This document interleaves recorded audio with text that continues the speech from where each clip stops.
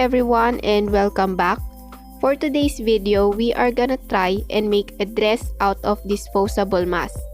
As you know, it's been 2 years since the pandemic started and we are all required to wear face masks. And as we use it daily, it piles up and gets thrown out either in landfills or worse, our ocean.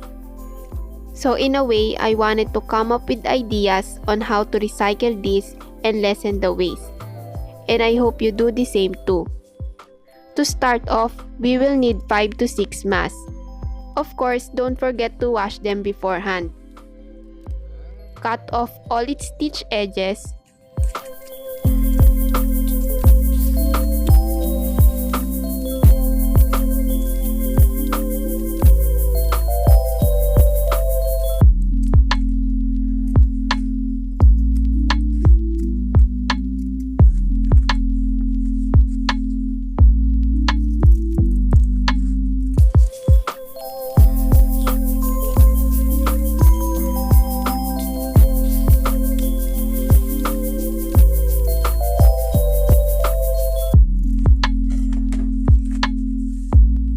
Then separate the mask and take out only the top fabric.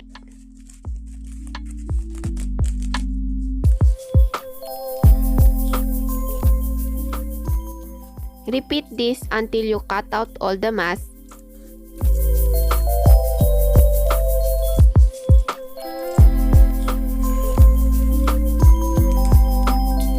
Next, straighten the mask with an iron, but don't iron it directly, because it will only melt the fabric with how thin it is.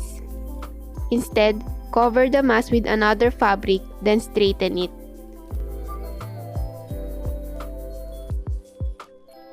It's not too perfect, but it does the job.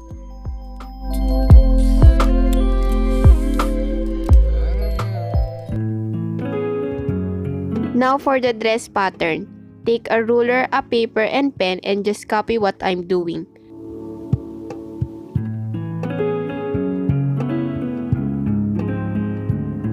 Create a line in the middle, and with that line as a starting point, mark down the measurements.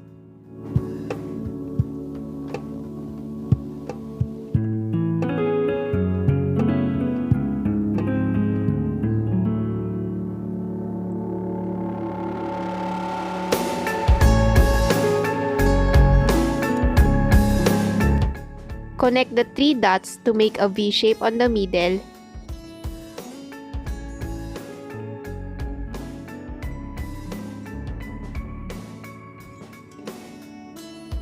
Then mark down the sides.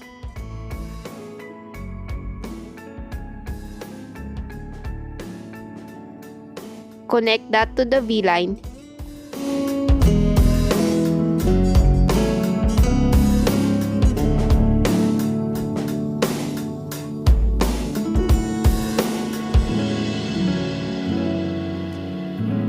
And cut the excess paper to make the front top. As for the back top, I just draw a simple rectangle. Start tracing them to the fabric and cut 2 patterns each. Then sew the front top together. Now take out the string on the mask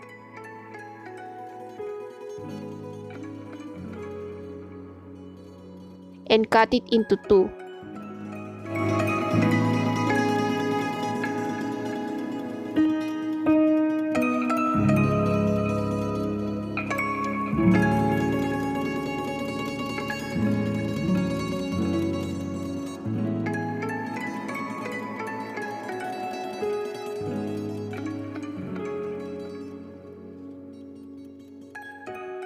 Snip the curved edges.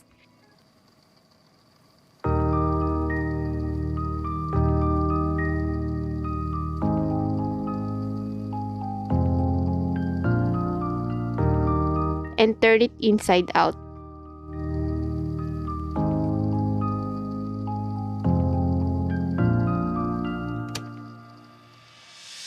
Sew the back like this.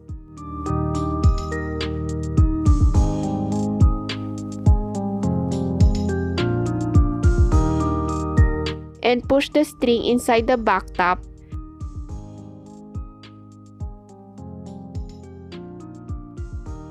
and stitch it close. But not before you adjust the strap on the doll first.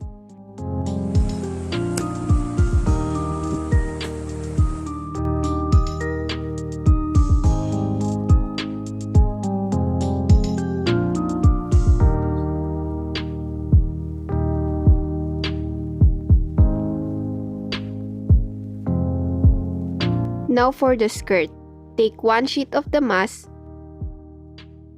and cut it in half.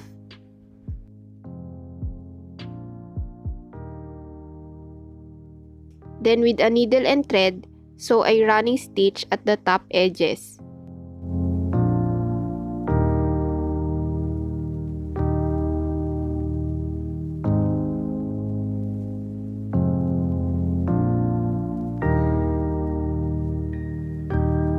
Pull together the fabric, then sew it to the top. You can sew the skirt behind the top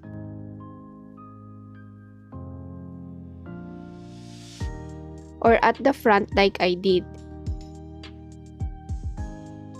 And after we attach it on, remove the running stitch by pulling the thread out.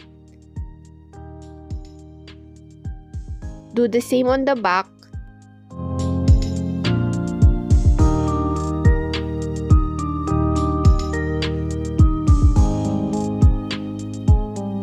Then turn it over and sew the sides close.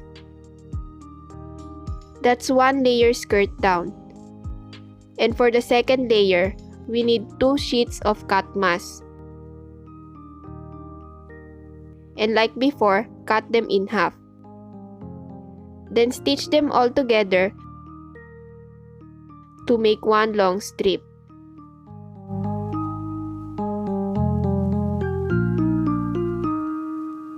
Sew the edges with a running stitch.